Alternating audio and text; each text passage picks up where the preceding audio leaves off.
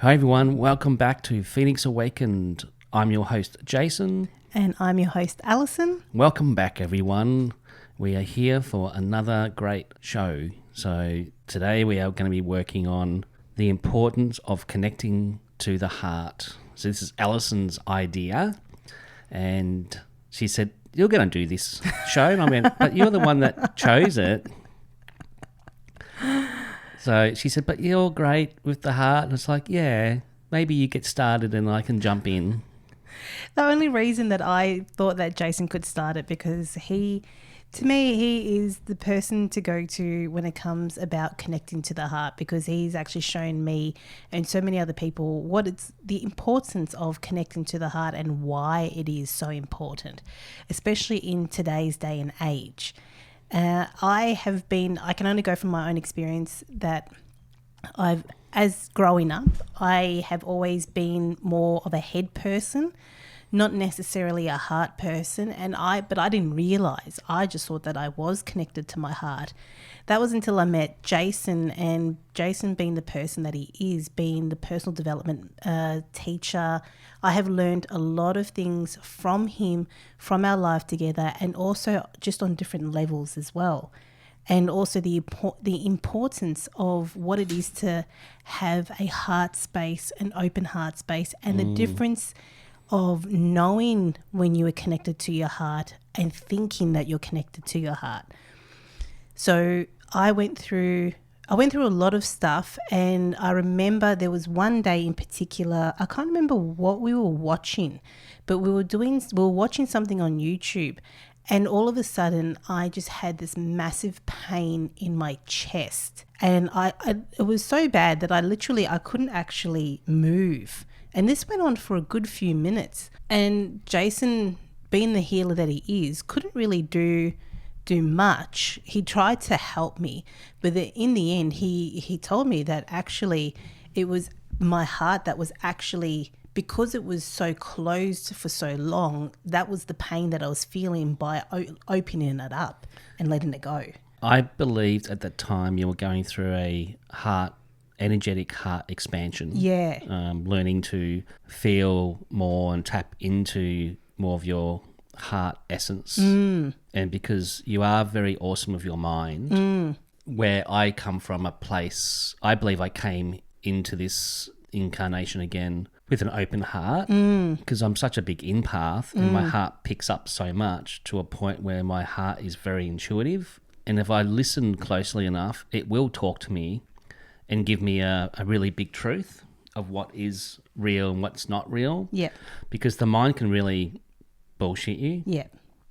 So your heart and your feeling, I feel, is really the truth, Yeah. including your inner knowing as well. Yeah. But the heart is a really good indicator of what truth is, and does help me feel through people giving me the wrong perception or the mask that people wear, trying to put on the mask, and I can feel, and my heart can tap into if that's real or not. Yeah, so your heart is pretty much a bullshit detector.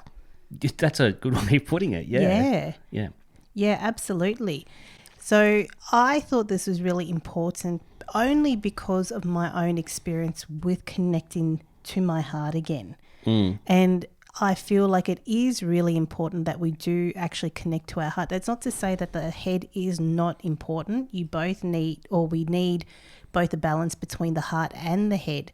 I'm just going from my own experience and the amazing feeling that I get from having an activated heart. Let's not say an open heart. I'm just going to say an activated heart. It's funny when you're talking about all that, I'm getting the dance, and I'm getting shown ballroom dancing, because I used to do ballroom dancing when I was young guy, because my parents were into ballroom dancing. It's like, you need to learn how to dance, because I thought I was okay, but they said, you're not that good. But, whatever. You're so cute. And so I'm getting because the heart is the feminine, the mind's the masculine. We've talked about this many times on the podcast. Yeah.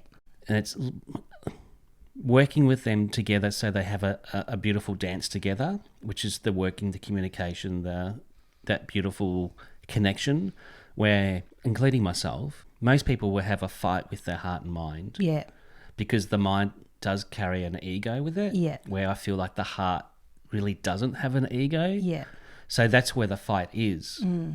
So we're talking about mastery, self-mastery and authentic self and authority and all that type of jazz.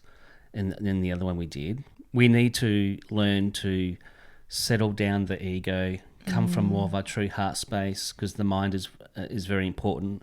That at times the mind needs to take a back step for the heart to take over at times. But that's contradicting to what I'm saying, because it needs to be a balance. Well, could it be more, instead of saying, because this is what I've discovered, instead of saying the ego, could we say that it is actually either all the negative parts of the ego, like the arrogance, those things need to take a step back, because we do need our mind to be the direction point. But it's the arrogance, the negative, the shadow aspects of the mind that need to have a back step. I'm getting shown Star Trek Spock, one of the new Spock Star Trek movies, where he was one of the new Spocks, and he really struggled because he was half human and half Vulcan, and Vulcans are all about their head. Logic. Because he was half human, he struggled with his heart. So even that advanced race still have trouble with balancing their heart and mind, which is interesting to look at. Because we need to have a higher consciousness of mind, yet balance it with our human heart as well. And we also have a higher heart as well, the thymus. Yet we need to be more focused on, I think at this stage of the game, with everyone having more of an open flowing heart, balancing it with the mind to keep it simple. Yeah, absolutely. Because I've done a lot of research.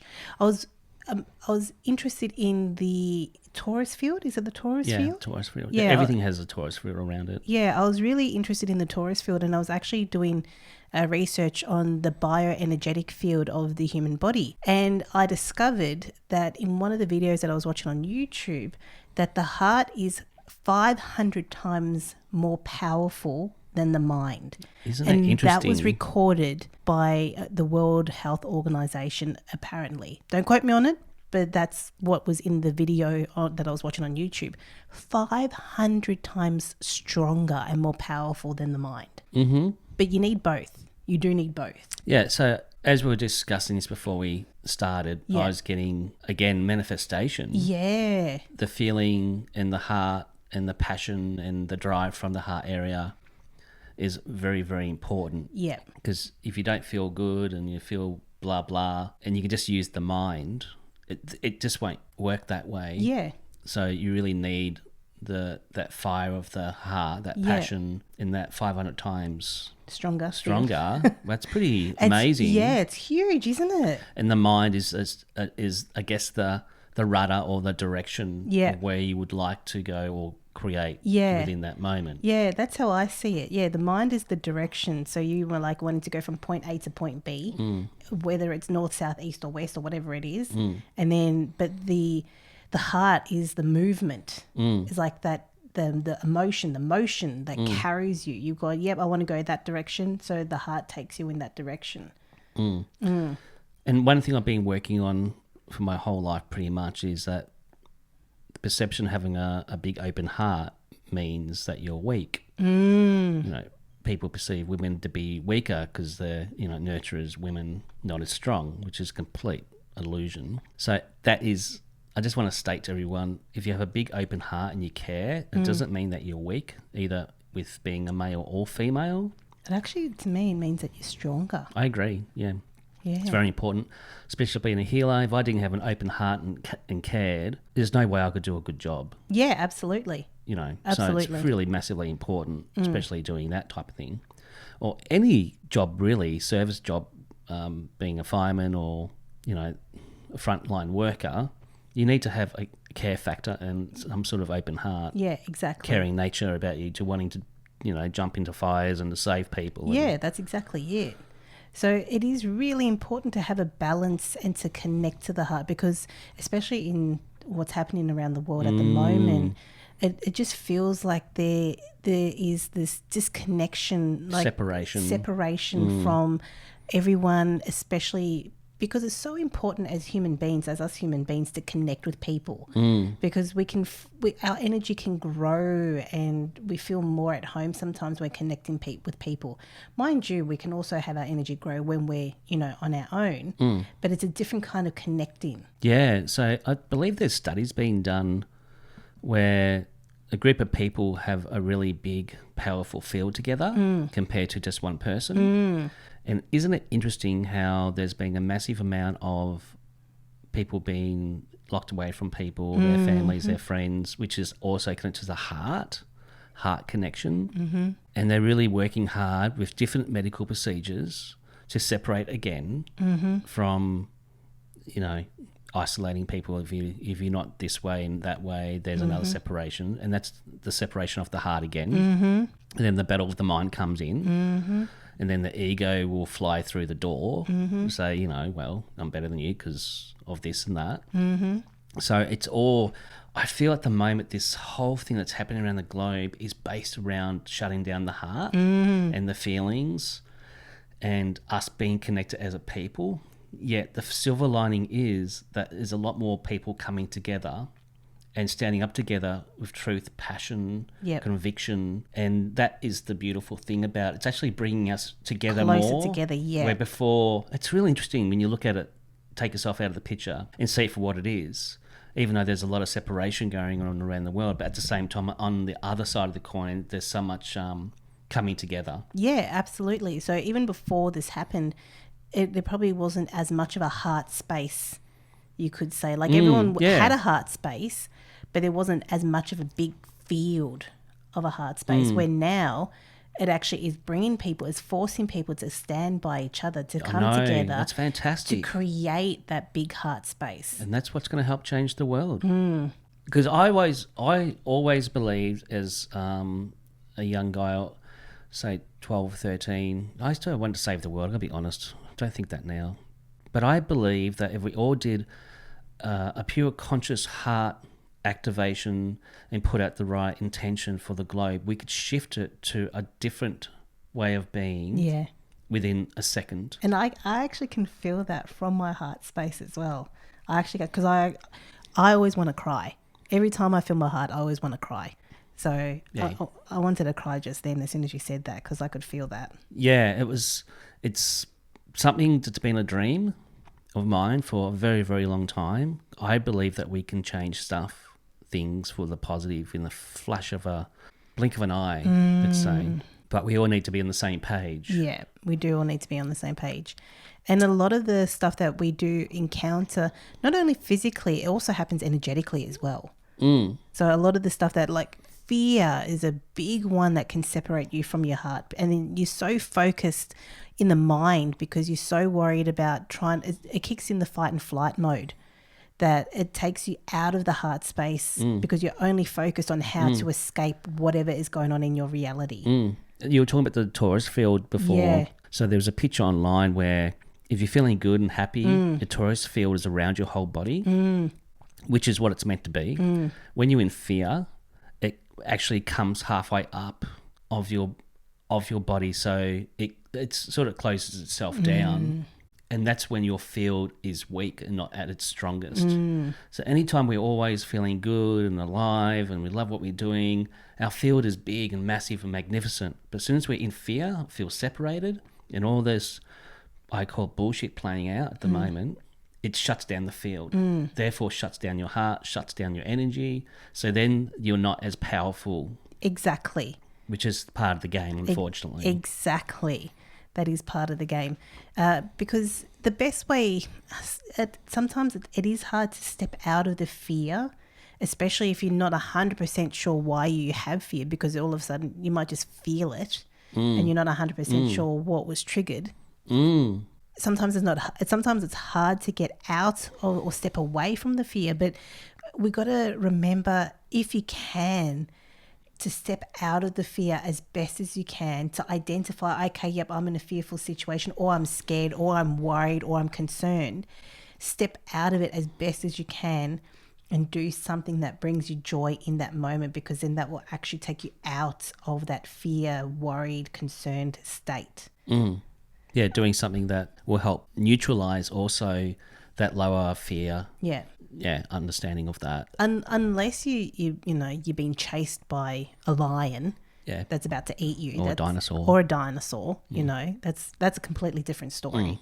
I mean, you can't actually just sit there and go think of happy thoughts while you're trying to run away so you don't get eaten. It would be interesting, wouldn't it, though, if you could? I wonder what would actually happen. Would your whole reality change, and would the predator actually not exist anymore? I'm just thinking, I'm just getting some weird stuff in my head now. Sit there, meditate, share some love with the dinosaur, project it out to it, and would it just stand still? Yeah, would it get stunned? Yeah, it'd have to be a very big field. There is probably a way of doing that, but then again, you would have to get your field to that state. Again, that goes back to, I guess, the monk, where you always say, a monk can walk through a path full of shit or, sadness or whatever and not get... Be unscathed. Yeah, and not get touched by it. Because their energy, which would go back to heart and mind, is so strong and so balanced within itself that nothing can get to that monk or person or being or something along those lines. Yeah, that's cool. Yeah. Yeah. Yeah, I love that. That's amazing. That's the goal. Yeah. That's been my goal as well, is to... Not to be affected or triggered by anything that's playing out and still staying in your neutral zone. Yeah. In your heart space. Yeah, neutrality is a huge thing. And sometimes you can't help it because of everything that happens in our past life, or like as a younger child. There's so many triggers. And even I'm getting there could be triggers from a parallel life or a past life, like we spoke in the mastery episode, that might not actually affect us it might not have happened to us in this lifetime, but for some reason it happened to us in another lifetime and we get affected by it. And that's happened to us a lot. And we always say we can't focus on a past life because we don't remember anything. Yep. How are we supposed to solve it? So we can only focus on this lifetime, but try not to be triggered is the key. Yeah, that's what we've both been working on a lot, especially the last, going on for 3 years now, staying out of the stuff that's playing out and being in our own sovereign, heart-connected space and sharing the love through these platforms, especially this new platform, to share more love and more expression, and all people need to do the same, because we've had even trying to shut down our voices or expression and stuff like that. You can't say this, you can't say that about you being thrown off a platform, which is just a bit mean, but that's just the way it is, to try and conform everybody into a certain box. But that's where you step out of that, stay in your own sovereignty, authority, self, stay centered within your heart as best you can, and I think the key is, if you can't be of good people, loving, caring people, don't bother. Yeah, that's exactly it. Yeah, if you're going to be people who are toxic to you, bring you down, and you feel really yuck, and it brings your frequency down, personally, move on. So I guess that's the other side of looking after yourself along the lines of connecting with your heart. So we said before that people being together expands the heart space. But that is only if you're with people that lift you up, that support you, that want you to grow. It's different if you're around people who actually are trying to suppress you and who are toxic. That's a completely trying to bring you down. Yeah, completely different story. Yeah, it is. It's the quality of choosing the right people to be with. Otherwise, you're better off being by yourself. Personally. Exactly. So either way is beneficial. So as long as you're with people that help you to grow and that want you to expand, that are supporting you, they're the people that you want to be around, because that's when your heart space is going to grow even more.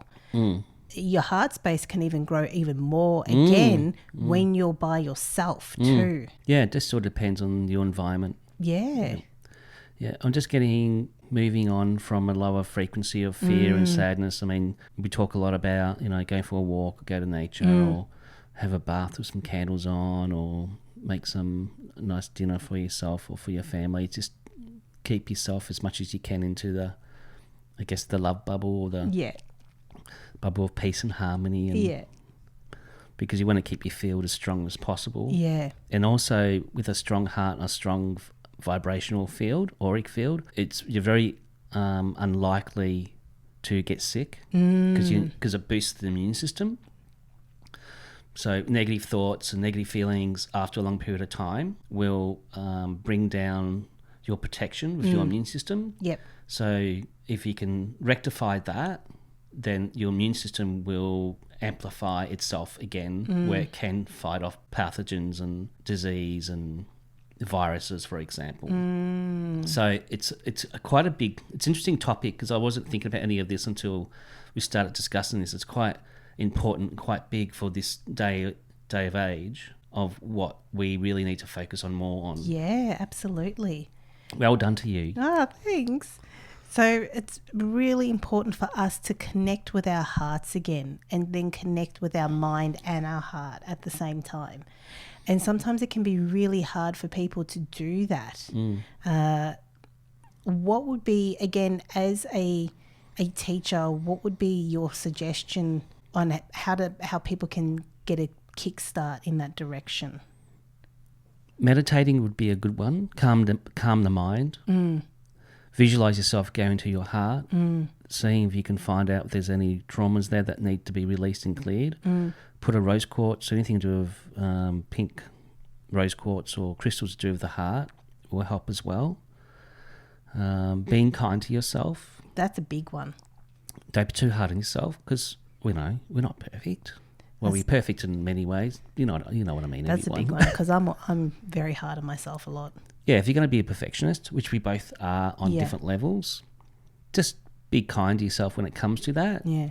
Because the perfectionism can be based on ego as well. Yeah, that's a good point. Yeah. So you come from more healing space.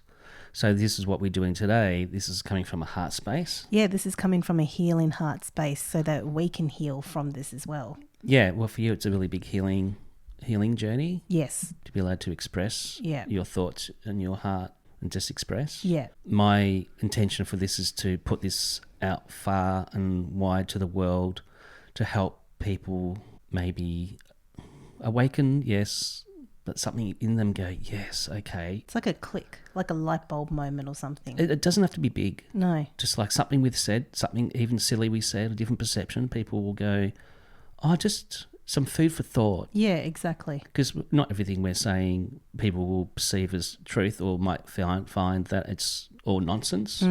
But if it's something that people go, yeah, click, or a light bulb, or that will over time plant a seed to help amplify a positive thing within that person's life. And then the ripple effect goes out.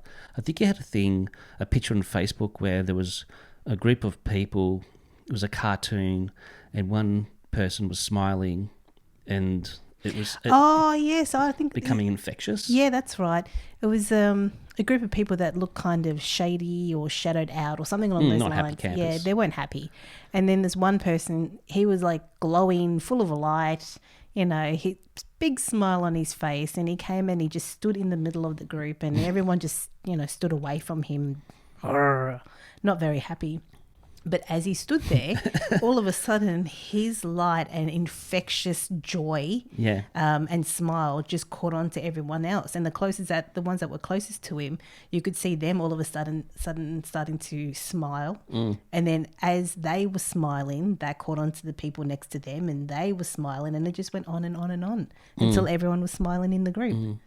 Exactly. I feel that the whole planet and everybody in it, all of us, we need to give each other hugs all the time. Give each other hugs. Hug each other. Yeah. Just hugs, just send love out to everything. And I feel that would also do a big shift and big change. I'm just but what about the people who feel real hurt from someone that has really hurt them? Through love. Betrayal. If you feel so hurt by this person, then give yourself a hug. Heal yourself, forgive. If you can, forgive them. That's a big one. Which is a big one. Is a very big one. It's a huge one. But focus on yourself, hug yourself. And then hopefully eventually one day you'll be able to hug that person. If not, at least forgive them and it, and maybe send them a bit of love and have an understanding.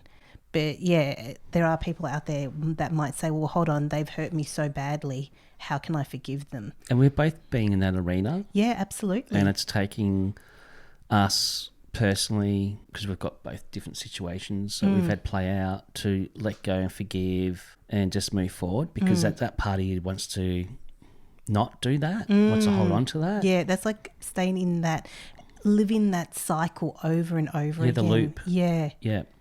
So if you can find ways of bit by bit, just a little bit, just letting go and even forgiving yourself for being a part of that as well. Yeah. Because we've all got traumas. We've all got, a lot of us, inner child stuff going on. I mean, it's mammoth. It really is. We are all, everybody's got some sort of wound and trauma. Yeah, absolutely. Yeah. And I reckon the powers to be need a bigger hug more than any of us. Imagine that. Going up to the government, give everybody hugs. Tell them that I love you. It's okay. We know that you got a lot going on, but give them some love. What would that do? That would be a pretty interesting experiment. That would, yeah. Yeah, because a lot of these energies feed off all the negativity. Yeah. So neutralise it by send out some love. Yeah, absolutely. That's what we do. We send out love. Especially on an energetic level, there's a lot of beings out there on an energetic level that do feed off on fear, anger, hurt, betrayal, whatever those negative feelings are. And also understanding that a lot of the time they do come after us too, because they're trying to constrict us so that we don't expand. And for me, especially being more on a healing journey for myself, I understand the importance of actually giving love and having an understanding that's literally their function. Yeah, because we are in duality as well. Yeah, and I guess it's easy for me to have an understanding of that only because I've done so much of the work. If it's a person who is actually going through a pain right now, it might not be as easy to comprehend. But I guess this, like we said before, just love yourself, be easy on yourself, and take it one step at a time. I'm getting in my head going hug a tree. More, yeah. I had a friend, this is going back when I was in my middle 20s, and he was an elemental. Aww. And he was the guy I talked to in the Jason Infinite Magic YouTube podcast when we were screaming down the road. Oh, yeah. That's that mate back then. Yeah. If you're ever listening, Paul, how you going, mate?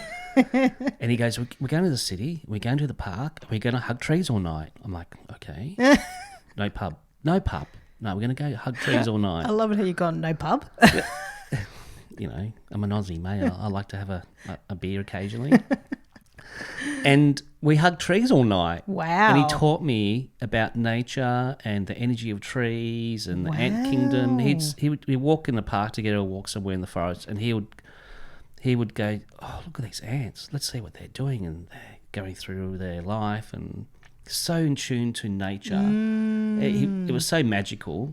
I've carried that with me always now, having a different respect and honour for the trees and everything, the flowers and the elemental kingdom and nature and everything. But you go and hug a tree. Wow. Because that sounds good. Some trees, I can pick up some trees, we go for a forest walk. Yep. Some trees are guardians. Yeah, you had said that. And I can pick that up. Yep. And some trees are really just there to share the love. Yep. So, yeah, go and hug some trees. Yeah, that sounds Send good. some love. That sounds really good. You'll get it back. Yeah, and you'll find that things become more magical. We do have, thinking of that, I'm thinking of our garden in the backyard. Yes. So we've got a pink flower garden, not a pink flower, a pink flower tree, and we also have a mandarin tree. Yeah.